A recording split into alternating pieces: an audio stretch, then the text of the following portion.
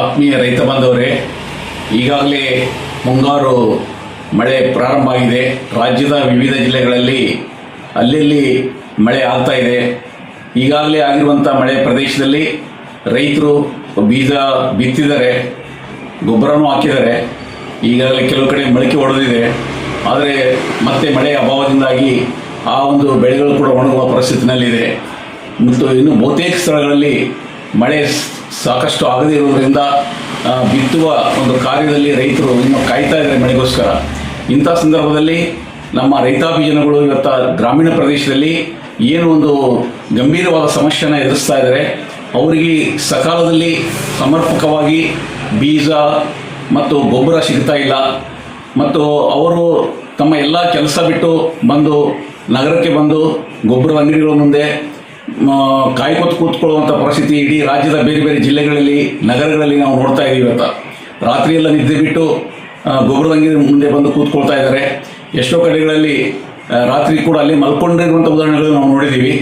ಇತ್ತೀಚೆಗೆ ಹಾವೇರಿನಲ್ಲಿ ಕೂಡ ರೈತರು ಗೊಬ್ಬರದ ಅಂಗಡಿ ಮುಂದೆ ದೊಡ್ಡ ಗಲಾಟೆ ಮಾಡಿದ್ದಾರೆ. ಗುಲ್ಬರ್ಗ APMCನಲ್ಲಿ ಕೂಡ ಗಲಾಟೆ ಆಗಿದೆ. ಹಾಗೆಯೇ ಗುಲ್ಬರ್ಗ ಜಿಲ್ಲೆ ಸೇಡಂ ತಾಲೂಕದಲ್ಲಿ ಸುಮಾರು 100 ಜನ ರೈತರು ರಾತ್ರಿಯೆಲ್ಲ ಕಾಯ್ದು ಕೊನೆಗೆ ತಮ್ಮ ಚಪ್ಪಲಿಗಳನ್ನು ಪಾಳಿ ಇಟ್ಬಿಟ್ಟು ಗೊಬ್ಬರಕ್ಕೋಸ್ಕರ ಕಾಯ್ದಿರುವಂಥ ಉದಾಹರಣೆಗಳನ್ನು ಪೇಪರ್ಗಳಲ್ಲಿ, ಟಿವಿಗಳಲ್ಲಿ ಪ್ರಚಾರ ಆಯಿತು. ಇವತ್ತು ಇದೇನು ತೋರಿಸ್ಕೊಡ್ತಾ ಅಂತ ಅಂದರೆ, ಇವತ್ತು ನಮ್ಮ ರಾಜ್ಯ ಸರ್ಕಾರ ಆಗಿರ್ಬೋದು ಅಥವಾ ಗೊಬ್ಬರವನ್ನು ಸರಬರಾಜು ಮಾಡ್ತಾ ಇರುವಂಥ ಕೇಂದ್ರ ಸರ್ಕಾರ ಆಗಿರ್ಬೋದು, ರೈತರು ಮುಂಗಾರು ಬೆಳೆಗೆ ಬೇಕಾಗಿರುವಂಥ ಸಾಕಷ್ಟು ಪ್ರಮಾಣದ ಗೊಬ್ಬರವನ್ನು ಶೇಖರಣೆ ಮಾಡಿಕೊಂಡಿಲ್ಲ. ಅವರು ಇವಾಗ ಹಲವಾರು ನೆಪಗಳನ್ನು ಹೇಳ್ತಾ ಇದ್ದಾರೆ. ಗೊಬ್ಬರ ಯಾಕೆ ಶಾರ್ಟೇಜ್ ಆಗಿದೆ, ಯಾಕೆ ರೈತರಿಗೆ ಸಿಗ್ತಾ ಇಲ್ಲ. ಇವತ್ತು ನೋಡಿ ಪರಿಸ್ಥಿತಿ ಹೆಂಗಿದೆ ಅಂದರೆ, 1 ಎಕರೆಗೆ 1 ಯೂರಿಯಾ ಚೀಲ ಗೊಬ್ಬರವನ್ನು ಕೊಡ್ತಾ ಇದ್ದಾರೆ. ಅದು ಕೂಡ ಅವರ ಹೆಸರು ನೋಂದಾವಣೆ ಮಾಡಿ ಎಲ್ಲ ಕಾಗದ ಪತ್ರಗಳಿದ್ದರೆ ಅದು ಕೂಡ ಬೆಲೆ ಗಗನ ಮುಟ್ಟಿದೆ ಇವತ್ತು. ಮತ್ತು 1 ಯೂರಿಯಾ ಚೀಲ 350-400 ರೂಪಾಯಿ ತಗೋಬೇಕಾದ್ರೆ ಅದಕ್ಕೆ ಕಾಂಪೋಸ್ಟ್ ಗೊಬ್ಬರ DAP ಕಂಪಲ್ಸರಿ ತೊಗೊಳ್ಬೇಕು. ಅದು 2500, 2200, 300, 500ವರೆಗೆ ಇದೆ ಇವತ್ತು. ಹೀಗಾಗಿ ನಮ್ಮ ರೈತರಿಗೆ ಏನು ಇವತ್ತು ಸಬ್ಸಿಡಿ ದರದಲ್ಲಿ, ಅಂದರೆ ರಿಯಾಯಿತಿ ದರದಲ್ಲಿ ಗೊಬ್ಬರ ಬೀಜ ಒದಗಿಸಬೇಕಾಗಿರುವಂಥ ಕೇಂದ್ರ ಸರ್ಕಾರ ಮತ್ತು ಅದನ್ನು ಸರಿಯಾಗಿ ವಿತರಣೆ ಮಾಡಬೇಕಾಗಿರುವಂಥ ರಾಜ್ಯ ಸರ್ಕಾರಗಳು ತಮ್ಮ ಸಂಪೂರ್ಣ ಬೇಜವಾಬ್ದಾರಿತನದಿಂದ ಮುಂದಾಲೋಚನೆ ಮಾಡದೇ ಕೃಷಿ ಇಲಾಖೆ ಅಧಿಕಾರಿಗಳಿರ್ಬೋದು, ಆಡಳಿತ ನಡೆಸ್ತಾ ಇರುವಂಥ ಜನಪ್ರತಿನಿಧಿಗಳಿರ್ಬೋದು, ರೈತರ ಮುಂಗಾರು ಬೆಳೆಗೆ ಬೇಕಾಗಿರುವಂಥ ಗೊಬ್ಬರವನ್ನು 2-3 ತಿಂಗಳ ಮುಂಚೆನೇ ದಾಸ್ತಾನು ಮಾಡಿಕೊಂಡು ಅವರು ರೈತರಿಗೆ ವಿತರಣೆ ಮಾಡಬೇಕಾಗಿತ್ತು. ಅದನ್ನು ಬಿಟ್ಟು ಮಳೆಗಾಲ ಪ್ರಾರಂಭ ಆದ ನಂತರ ರೈತರಿಗೆ ಏಕಾಏಕಿಯಾಗಿ ಗೊಬ್ಬರವನ್ನು ವಿತರಣೆ ಮಾಡ್ತಾ ಇದ್ದಾರೆ. ಅದು ಕೂಡ ಬ್ಲಾಕ್ನಲ್ಲಿ 3000-4000 ರೂಪಾಯಿ ಚೀಲ ಮಾರ್ತಾ ಇದ್ದಾರೆ. ಎಷ್ಟೋ ಕಡೆಗಳಲ್ಲಿ ಗೋದಾಮುಗಳಲ್ಲಿ ಗೊಬ್ಬರ ಇದ್ದರೂ ಕೂಡ ಓಪನ್ ಮಾರ್ಕೆಟ್ನಲ್ಲಿ ಬಿಡುಗಡೆ ಆಗ್ತಾ ಇಲ್ಲ. ಹೀಗಾಗಿ ಕೃತಕ ಅಭಾವವನ್ನು ಸೃಷ್ಟಿಸಿ ರೈತರು ಹಗಲು ರಾತ್ರಿ ಕೂತ್ಕೊಂಡೇ ಗೊಬ್ಬರಕ್ಕೋಸ್ಕರ ಎಣಗಾಡುವಂಥ ಪರಿಸ್ಥಿತಿ ನಿರ್ಮಾಣ ಆಗಿದೆ. ಯಾಕಂದರೆ ಇವತ್ತು ನಾವು ನೋಡ್ತಾ ಇದ್ದೀವಿ, ರೈತರಿಗೆ ಎಂಡಿ ಗೊಬ್ಬರ ಇಲ್ಲ, ಎತ್ತುಗಳಿಲ್ಲ, ದನಗಳಿಲ್ಲ, ಎಮ್ಮೆ ಆಕಳುಗಳಿಲ್ಲ. ಅವೆಲ್ಲ ಇರದೇ ಇರೋದ್ರಿಂದ ಟ್ರ್ಯಾಕ್ಟರ್ ಮೂಲಕ ಉಳುಮೆ ಮಾಡ್ತಾ ಇರೋದ್ರಿಂದ ರಾಸಾಯನಿಕ ಗೊಬ್ಬರಗಳ ಮೇಲೆ ಇವತ್ತು ನಮ್ಮ ರೈತರು ಡಿಪೆಂಡ್ ಆಗಿದ್ದಾರೆ. ಅವರಿಗೆ ಗೊಬ್ಬರ ಇರದೇ ಇದ್ದರೆ ಬೆಳೆ ಬರೋದು ಕಷ್ಟ ಅನ್ನುವಂಥ ಒಂದು ಭಾವನೆ ಮೂಡ್ತಾ ಇದೆ. ಇವತ್ತು ಎಷ್ಟೋ ಕಡೆಗಳಲ್ಲಿ ಸಾಲ ಮಾಡಿಕೊಂಡು ಗೊಬ್ಬರ ಖರೀದಿ ಮಾಡ್ತಾ ಇದ್ದಾರೆ. ಆದರೆ ಸಮಯಕ್ಕೆ ಸರಿಯಾಗಿ ಅವ್ರು ಬಿತ್ತುವ ಸಂದರ್ಭದಲ್ಲಿ ಏನು ಅವ್ರಿಗೆ ಗೊಬ್ಬರ ಬೇಕಾಗಿದೆ, ಯೂರಿಯಾ ಆಗಲಿ DAP ಆಗಲಿ, ಅದನ್ನು ಸರ್ಕಾರಗಳು ವಿತರಣೆ ಮಾಡದೆ ಭಾಳ ರೈತ ವಿರೋಧಿ ಧೋರಣೆಯನ್ನು ಅನುಸರಿಸ್ತಾ ಇದ್ದಾರೆ. ಇದನ್ನು ನಮ್ಮ AIKKMS ರೈತ ಸಂಘಟನೆ ತೀವ್ರವಾಗಿ ಖಂಡಿಸ್ತಾ ಇದೆ ಇವತ್ತು. ಅಷ್ಟೇ ಅಲ್ಲ, ಈಗಾಗಲೇ ನಾವು ಸರ್ಕಾರಕ್ಕೆ ಮನವಿಯನ್ನು ಕೂಡ ಸಲ್ಲಿಸಿದ್ದೀವಿ. ಯಾವ ಕಾರಣಕ್ಕೂ ಕೂಡ ರೈತರಿಗೆ ಬೀಜ ಗೊಬ್ಬರ ಕಡಿಮೆ ಆಗಬಾರ್ದು, ಸಫಿಷಿಯೆಂಟ್ ಕ್ವಾಂಟಿಟಿಯಲ್ಲಿ ಸಫಿಷಿಯೆಂಟ್ ಅವ್ರಿಗೆ ಬೇಕಾಗಿರೋ ರೀತಿಯಲ್ಲಿ ಎಕರೆಗೆ 3-4 kg ಅವಶ್ಯಕತೆ ಕೊಡಬೇಕಂತ ಹೇಳ್ಬಿಟ್ಟು ನಾವು ಸರ್ಕಾರವನ್ನು ಒತ್ತಾಯಿಸ್ತಾ ಇದ್ದೀವಿ. ಇಲ್ಲಿ ಸರ್ಕಾರದ ಬೇಜವಾಬ್ದಾರಿತನನೇ ನಮಗೆ ಎದ್ದು ಕಾಣಿಸ್ತಾ ಇದೆ. ರೈತರ ಜೊತೆ ಸರ್ಕಾರ ಚೆಲ್ಲಾಟ ಆಡ್ತಾ ಇದೆ. ಅವರಿಗೆ ಸರಿಯಾದ ಸಮಯದಲ್ಲಿ ಬೀಜ ಗೊಬ್ಬರ ಸಿಗದೇ ಇದ್ರೆ ಮತ್ತೆ ಕಳಪೆ ಗೊಬ್ಬರ ಬೀಜವನ್ನು ಕೂಡ ಸರಬರಾಜು ಮಾಡಿದ್ದಾರೆ. ಈ ಮೊನ್ನೆ ಬಿತ್ತಿದಂಥ ಬೆಳೆಗಳು ಕೆಲವು ಕಡೆಗಳಲ್ಲಿ ಮೊಳಕೆನೇ ಬಂದಿಲ್ಲ. ಅದು ಕೂಡ ಇವತ್ತು ಸಾಕಷ್ಟು ಪ್ರಮಾಣದಲ್ಲಿ ಕೇಸ್ ಆಗಿದೆ. 2-3 ಕಡೆ ಅರೆಸ್ಟ್ ಮಾಡಿದರೆ ಗೊಬ್ಬರದ ಅಂಗಡಿ ಮಾಲೀಕರನ್ನ. ಆದರೆ ಇದೆಲ್ಲ ಕೂಡ ತೋರಿಕೋಸ್ಕರ ನಡೀತಾ ಇದೆ. ಪ್ರಾಮಾಣಿಕವಾಗಿ ಬೀಜ ಗೊಬ್ಬರ ವಿತರಣೆ ಮಾಡಲಿಕ್ಕೆ ರಾಜ್ಯ ಸರ್ಕಾರ ಆಗಲಿ, ಕೇಂದ್ರ ಸರ್ಕಾರ ಆಗಲಿ ಪ್ರಯತ್ನಗಳು ಸರಿಯಾದ ರೀತಿಯಲ್ಲಿ ಆಗಿಲ್ಲ ಅನ್ನೋದು ಇದರಿಂದ ಸ್ಪಷ್ಟವಾಗ್ತಾ ಇದೆ. ಎರಡನೇದಾಗಿ ಇವತ್ತು ಭಾಳ ಒಂದು ನೋವಿನ ಸಂಗತಿ ರೈತರಿಗೆ, ಇವತ್ತೇನು ಟಾಟಾ ಕಂಪನಿಯವರು ಅದು 19 ಜಿಲ್ಲೆಗಳಿಗೆ ಒಂದು ಅರ್ಜಿ ಹಾಕಿದ್ದಾರೆ. ಅವರು KEB ಅಂದರೆ ವಿದ್ಯುತ್ತನ್ನು ವಿತರಣೆ ಮಾಡಲಿಕ್ಕೆ ನಮಗೆ ಗುತ್ತಿಗೆ ಕೊಡಿ, ಟೆಂಡರ್ ಕೊಡಿ ಅಂತ ಹೇಳ್ಬಿಟ್ಟು ರಾಜ್ಯ ಸರ್ಕಾರ ತುದಿಗಾಲ ಮೇಲೆ ನಿಂತಿದೆ. ಟಾಟಾ ಕಂಪನಿಗೆ ವಿದ್ಯುತ್ ವಿತರಣೆ ಒಂದು ಜವಾಬ್ದಾರಿನ ಕೊಡಲಿಕ್ಕೆ. ಇದರ ಮೂಲಕ ಏನಾಗುತ್ತಂದ್ರೆ ಇವತ್ತು ಅವರು ಸ್ಮಾರ್ಟ್ ಮೀಟರ್ ಕೂಡಿಸಲು ಕೊಟ್ಟಿದ್ದಾರೆ. ಇಲ್ಲಿವರೆಗೆ ಕಳೆದ 30-40 ವರ್ಷಗಳಿಂದ ಕೂಡ 5 HP 10 HP ವಿದ್ಯುತ್ ಏನು ಪಂಪ್ ಸೆಟ್ಗಳಿದೆ ಅವುಗಳಿಗೆ ಉಚಿತವಾಗಿ ವಿದ್ಯುತ್ ಕೊಡ್ತಾ ಇರುತ್ತೆ ರಾಜ್ಯ ಸರ್ಕಾರ. ಅದರಿಂದಾಗಿ ರೈತರು ಸ್ವಲ್ಪ ಬೋರ್ವೆಲ್ಗಳ ಮೇಲೆ ಬೆಳೆ ಬೆಳೀತಾ ಇದೆ. ಇವತ್ತು ಸುಮಾರು 30-40 ಲಕ್ಷ ಬೋರ್ವೆಲ್ಗಳು ಇಡೀ ರಾಜ್ಯದಲ್ಲಿದೆ. ಅವರೆಲ್ಲರೂ ಕೂಡ ಸಣ್ಣ ರೈತರು, 2 ಎಕರೆ 3 ಎಕರೆ 5 ಎಕರೆ ಜಮೀನು ಇಟ್ಕೊಂಡಿರುವಂಥ ರೈತರು. ಅವರಿಗೆ ಒಂದು ವೇಳೆ ಇವತ್ತು ಸ್ಮಾರ್ಟ್ ಮೀಟರ್ ಕೂಡಿಸಿ ವಿದ್ಯುತ್ ಬಿಲ್ ಕೊಟ್ಟರೆ ತಿಂಗಳಿಗೆ 2,000-3,000 ರೂಪಾಯಿ ಬಿಲ್ ಬರುತ್ತೆ. ಆ ಥರ ಬಂದರೆ ಅವರು ಬೆಳೆ ಬೆಳೀಲಿಕ್ಕೆ ಸಾಧ್ಯ ಆಗಲ್ಲ. ಈಗಲೇ ನಷ್ಟ ಅನುಭವಿಸ್ತಾ ಇದ್ದಾರೆ. ಬೆಳೆ ಬೆಳೆದ ನಂತರ ಕೂಡ ಮಾರ್ಕೆಟ್ಗೆ ಹೋದರೆ ಬೆಲೆ ಇರಲ್ಲ, ಬೆಲೆ ಕುಸಿದು ಬಿಡ್ತಾ ಇದೆ, ಬೆಂಬಲ ಬೆಲೆ ಖಾತ್ರಿ ಇಲ್ಲ. ಹೀಗಾಗಿ ಸುಮಾರು ಜನ ರೈತರು ಸಾಲ ಮಾಡಿಕೊಂಡು ಸಾಲ ತೀರಿಸಲಿಕ್ಕಾಗದೆ ಆತ್ಮಹತ್ಯೆಗೆ ಮೊರೆ ಹೋಗುವಂಥ ಪರಿಸ್ಥಿತಿಗಳನ್ನ ನಾವು ದಿನಾಲು ಪೇಪರ್ಗಳಲ್ಲಿ ನೋಡ್ತಾ ಇದ್ದೀವಿ. ಇಂಥ ಸಂದರ್ಭದಲ್ಲಿ ಈ ರಾಜ್ಯ ಸರ್ಕಾರ ಖಾಸಗಿ ಟಾಟಾ ಕಂಪನಿಗೆ ಏನು ವಿದ್ಯುತ್ ಗುತ್ತಿಗೆ ಕೊಟ್ಟಿದ್ದಾರೆ, ಇದನ್ನು ನಮ್ಮ ರೈತ ಸಂಘಟನೆ AIKKMS ತೀವ್ರವಾಗಿ ನಾವು ಖಂಡಿಸ್ತಾ ಇದ್ದೀವಿ. ಯಾವ ಕಾರಣಕ್ಕೂ ಕೂಡ ಇದನ್ನು ಖಾಸಗಿಯವರು ಕೊಡಬಾರದು. ಖಾಸಗಿಯವ್ರಿಗೆ ಕೊಟ್ಟರೆ 2-3 ಸಮಸ್ಯೆಗಳು ಇವತ್ತು ನಮ್ಮ ರೈತರು ಎದುರಿಸಬೇಕಾಗ್ತಾ ಇದೆ. ಒಂದು, ಇವಾಗ ಏನು ಸಬ್ಸಿಡಿ ಅವರಿಗೆ ಉಚಿತವಾಗಿ ಸಿಗ್ತಾ ಇತ್ತು ವಿದ್ಯುತ್ತು, ಅದು ಸಿಗೋದಿಲ್ಲ. ಎರಡನೇದಾಗಿ 3 ಫೇಸ್ ವಿದ್ಯುತ್ತು ಬರೀ 6 ತಾಸು ಕೊಡ್ತಾ ಇದ್ರು. ಇವಾಗ ಇನ್ನು ಮುಂದೆ ಅಷ್ಟು ಕೂಡ ಕೊಡಲ್ಲ ಅವರು. ಯಾಕಂದ್ರೆ ಎಲ್ಲ ಕಾರ್ಖಾನೆಗಳಿಗೆ ಕೊಡ್ತಾರೆ, ಕಾರ್ಖಾನೆಯಿಂದ ದುಡ್ಡು ಬರ್ತದೆ, ರೈತರಿಂದ ದುಡ್ಡು ಬರಲ್ಲ ಅಂತ ಹೇಳ್ಬಿಟ್ಟು ರೈತರಿಗೆ ಇನ್ನು ಮುಂದೆ ವಿದ್ಯುತ್ ಕೂಡ ಸಮರ್ಪಕವಾಗಿ ಸರಬರಾಜು ಮಾಡಲ್ಲ. ಮತ್ತು ಮೂರನೇದಾಗಿ ಏನು ಸಣ್ಣ BPL ಕಾರ್ಡ್ದಾರರಿದ್ರೆ ಅವರಿಗೆಲ್ಲ ಉಚಿತ ವಿದ್ಯುತ್ ಕೊಟ್ಟಿದ್ದಾರೆ. ಇವತ್ತು ಭಾಗ್ಯಜ್ಯೋತಿ, ಕುಟೀರ ಜ್ಯೋತಿ ಅಂತೇಳಿ 2 ಬಲ್ಬು 3 ಬಲ್ಬು ಹಾಕೊಳ್ಳಿಕ್ಕೆ ಅವಕಾಶ ಮಾಡಿಕೊಟ್ಟಿದೆ ಸರ್ಕಾರ. ಇವತ್ತು ಸ್ಮಾರ್ಟ್ ಮೀಟರ್ ಕೂಡಿಸಿದ್ರೆ ಅವ್ರಿಗೆ ಕೂಡ ಬಿಲ್ ಬರುತ್ತೆ.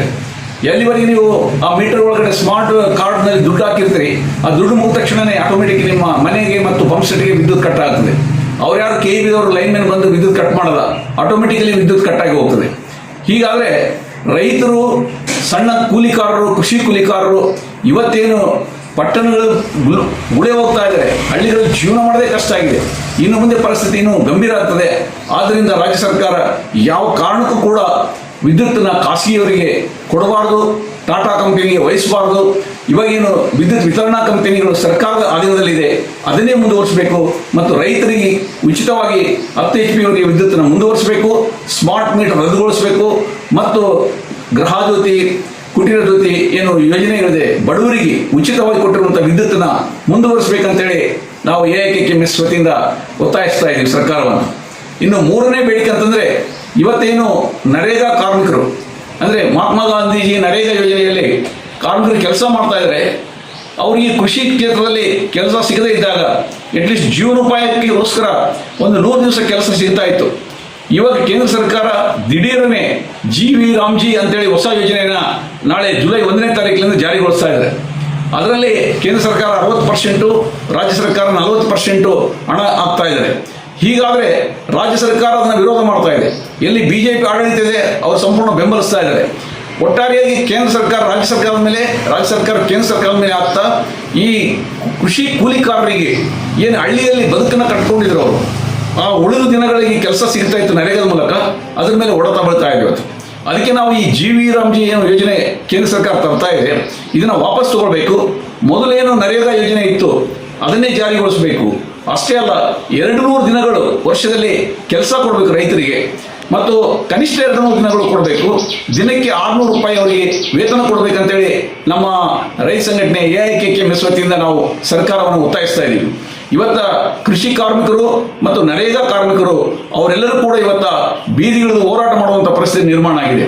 ಆದ್ದರಿಂದ ಸ್ನೇಹಿತರೆ, ಇವತ್ತ ಇಡೀ ರಾಜ್ಯದಲ್ಲಿ ಬೇರೆ ಬೇರೆ ಜಿಲ್ಲೆಗಳಲ್ಲಿ, ತಾಲೂಕು ಕೇಂದ್ರಗಳಲ್ಲಿ ಈ 3 ಬೇಡಿಕೆಗಳು ತಗೊಂಡು, ಒಂದು ರಸಗೊಬ್ಬರ ಮತ್ತು ಬೀಜ ಹಾಗೂ ವಿದ್ಯುತ್ ಖಾಸಗೀಕರಣ ವಿರೋಧಿಸಿ ಮತ್ತು ನರೇಗಾ ಕಾರ್ಮಿಕರಿಗೆ ಕೆಲಸವನ್ನು ಕೊಡಬೇಕಂತೇಳಿ GV ರಾಮ್ಜಿ ಯೋಜನೆಯನ್ನು ಕೈ ಬಿಡಬೇಕಂತೇಳಿ ಒತ್ತಾಯಿಸ್ತಾ ರೈತ ಕೃಷಿ ಕಾರ್ಮಿಕರು ಹೋರಾಟದಲ್ಲಿ ಧುಮುಕಿದ್ದಾರೆ. ಇವತ್ತು AIKKMS ನೇತೃತ್ವದಲ್ಲಿ ರಾಜ್ಯದ ವಿವಿಧ ಜಿಲ್ಲೆಗಳಲ್ಲಿ, ತಾಲೂಕು ಕೇಂದ್ರಗಳಲ್ಲಿ ಒಂದು ವಾರವಿಡೀ ನಾಳೆಯಿಂದ ನಿರಂತರವಾಗಿ ಪ್ರತಿಭಟನೆಗಳು ನಡೀತಾ ಇದೆ. ಹೆಚ್ಚಿನ ಸಂಖ್ಯೆಯಲ್ಲಿ ನಮ್ಮ ರೈತಾಪಿ ಜನಗಳು, ರೈತ ಬಂಧುಗಳು ಇದರಲ್ಲಿ ಭಾಗವಹಿಸಬೇಕು. ಕೃಷಿ ಕೂಲಿ ಕಾರ್ಮಿಕರು ಮತ್ತು ನರೇಗಾ ಕಾರ್ಮಿಕರು ಹೆಚ್ಚಿನ ಸಂಖ್ಯೆಯಲ್ಲಿ ಮಹಿಳೆಯರು ಹಿಡ್ಕೊಂಡು ಎಲ್ಲರೂ ಕೂಡ ಭಾಗವಹಿಸಬೇಕು. ಈ ಹೋರಾಟ ಬಿಟ್ಟರೆ ಬೇರೆ ದಾರಿಯಲ್ಲಿ ಇವತ್ತು ನಮ್ಮ ರೈತರಿಗೆ. ಯಾಕಂದರೆ ಸರ್ಕಾರಗಳು ಚುನಾವಣೆಯಲ್ಲಿ ರೈತರೇ ದೇಶದ ಬೆನ್ನೆಲುಬು ಅಂತ ಹೇಳ್ತಾ ಇದ್ದಾರೆ, ರೈತರಿಂದ ಮತ ತಗೊಳ್ತಾ ಇದ್ದಾರೆ. ಆದರೆ ಯಾವುದೇ ಸೌಕರ್ಯಗಳನ್ನು ಒದಗಿಸ್ಕೊಡ್ತಾ ಇಲ್ಲ. ಇವತ್ತ ಕೇಂದ್ರ ಸರ್ಕಾರ 11 ವರ್ಷ ಆಯಿತು, ಶ್ರೀಮಾನ್ ನರೇಂದ್ರ ಮೋದಿ ನೇತೃತ್ವದಲ್ಲಿ ಒಂದೇ 1 ಲಕ್ಷ ರೂಪಾಯಿ ಸಾಲ ಮನ್ನಾ ಮಾಡಿಲ್ಲ ಇಲ್ಲಿವರೆಗೆ. ಆದರೆ ಬಂಡವಾಳಶಾಹಿಗಳಿದು ಅಂಬಾನಿ ಅದಾನಿ ಅಂತ ಶ್ರೀಮಂತರದು, ಅಗರ್ಭ ಶ್ರೀಮಂತರದು ಸುಮಾರು 14 ಲಕ್ಷ ಕೋಟಿ ರೂಪಾಯಿ ಸಾಲಗಳನ್ನು ಬ್ಯಾಂಕ್ಗಳಿಂದ ಮನ್ನಾ ಮಾಡಿದ್ದಾರೆ. ಆದರೆ ಬಡ ಕೂಲಿಕಾರರು, ರೈತರು, ಸಣ್ಣ ಉದ್ಯಮಿಗಳು, ಸಣ್ಣ ವ್ಯಾಪಾರಸ್ಥರು ಅವ್ರ ಜೀವನೋಪಾಯಕ್ಕೆ ತಗೊಂಡಿರುವಂಥ ಸಾಲವನ್ನು ಮನ್ನಾ ಮಾಡ್ಲಿಕ್ಕೆ ತಯಾರಿಲ್ಲ. ಇವತ್ತ ಬಡ್ಡಿ ಕೂಡ ಸರಿಯಾಗಿ ಮನ್ನಾ ಮಾಡ್ಲಿಕ್ಕೆ ತಯಾರಿಲ್ಲ. ಇವತ್ತು ಇದು ಅತ್ಯಂತ ರೈತ ವಿರೋಧಿ, ಕೃಷಿ ಕಾರ್ಮಿಕ ವಿರೋಧಿ ನೀತಿ ಏನಾಗಿದೆ ಇವತ್ತ ಕೇಂದ್ರ ಸರ್ಕಾರದ್ದು. ಹಾಗೆಯೇ ಅದನ್ನು ಬೆಂಬಲಿಸ್ತಾ ಇರುವಂಥ ರಾಜ್ಯ ಸರ್ಕಾರದ ಧೋರಣೆ ಕೂಡ ಏನಾಗಿದೆ, ಒತ್ತಾಯಪೂರ್ವಕವಾಗಿ ಭೂಮಿಯನ್ನು ಆಕ್ರಮಿಸಿಕೊಳ್ಳುವುದು. ಇವತ್ತು ಬಿಡದಿಯಲ್ಲಿ ಈ ರಾಜ್ಯ ಸರ್ಕಾರ ಒತ್ತಾಯಪೂರ್ವಕವಾಗಿ 560 ಎಕರೆ ಜಮೀನನ್ನು ರೈತರಿಂದ ಕಬಳಿಸ್ತಾ ಇದ್ದಾರೆ. ಫಲವತ್ತಾದಂಥ ಜಮೀನು, ವರ್ಷಕ್ಕೆ 3 ಬೆಳೆ ಬೆಳೆಯುವಂಥದ್ದು. ರೈತರು ಒಪ್ಪಿಗೆ ಇರಲಾರ್ದೇ ಭೂಮಿ ತಗೊಳ್ಬಾರ್ದು ಅನ್ನುವಂಥ ಕಾನೂನು ಇದ್ರೂ ಕೂಡ ಅವರಿಗೆ ನೋಟಿಸ್ ಜಾರಿ ಮಾಡಿ, ದಬ್ಬಾಳಿಕೆ ಮಾಡಿ, ಪೊಲೀಸ್ ದೌರ್ಜನ್ಯ ಮಾಡಿ ಅವರಿಂದ ಫಲವತ್ತಾದಂಥ ಜಮೀನನ್ನ ಕಸ್ಕೊಳ್ತಾ ಇದ್ದಾರೆ. ಇಂಥ ಎಲ್ಲ ಸಮಸ್ಯೆಗಳ ವಿರುದ್ಧ ಇವತ್ತು ರೈತರು ಜಾಗೃತಿ ಆಗಬೇಕಾಗಿದೆ. ಈ ಒಂದು ಮಳೆಗಾಲ ಪ್ರಾರಂಭ ಆಗಿದೆ. ಇವತ್ತು ತಮ್ಮ ಹೊಲಗಳು ಉಳಿದು ಬೆಳೆ ಬೆಳೆಯಲಿಕ್ಕೆ ಬಿತ್ತಬೇಕಾಗಿದೆ. ಅದ್ರ ಜೊತೆಯಲ್ಲಿ ಏನು ಸಮಸ್ಯೆಗಳು ಎದುರಿಸ್ತಾ ಇದ್ದಾರೆ ಅದರ ಸಲುವಾಗಿ ಧ್ವನಿ ಎತ್ತಬೇಕಾಗಿದೆ. ಸಂಘಟಿತ ಹೋರಾಟದಿಂದ ಮಾತ್ರನೇ ಈ ಎಲ್ಲ ಸಮಸ್ಯೆಗಳಿಗೆ ಪರಿಹಾರ ಇದೆ. ಅದಕ್ಕೆ ಎಲ್ಲ ರೈತಾಪಿ ಜನ, ರೈತ ಕೃಷಿ ಕೂಲಿ ಕಾರ್ಮಿಕರು AIKKMS ನೇತೃತ್ವದಲ್ಲಿ ಒಂದು ಪ್ರಬಲ ಹೋರಾಟವನ್ನ ಜಿಲ್ಲಾ ಮಟ್ಟದಲ್ಲಿ ಬೆಳೆಸಬೇಕಂತ ಹೇಳ್ಬಿಟ್ಟು ನಾನು ಎಲ್ಲ ರೈತ ಬಾಂಧವರಲ್ಲಿ ಮನವಿ ಮಾಡಿಕೊಳ್ತಾ ಇದ್ದೀನಿ.